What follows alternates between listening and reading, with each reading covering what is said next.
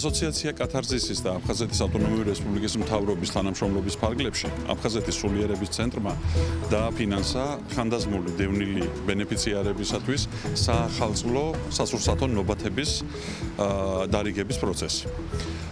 ჩვენ შევეცადეთ მაქსიმალურად ყველა დევნილი ხანდაზმული გაგვეხარებინა, მათთვის მიგველოცა დამდეგი ახალი წელი. ეს ღონისძიება არის პერმანენტული ხასიათის.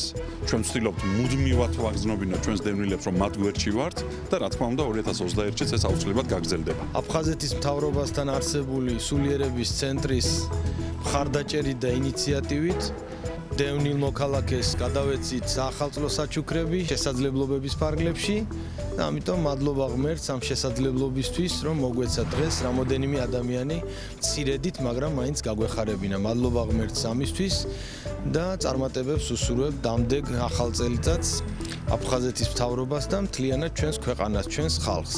მადლობა აფხაზეთის სამინისტროს, დიდი მადლობა ჩვენ კატარზის. ულოცავთ დამდეგ ახალ წელს ვიყოთ ბედნიერი და მთლიანი საქართველო.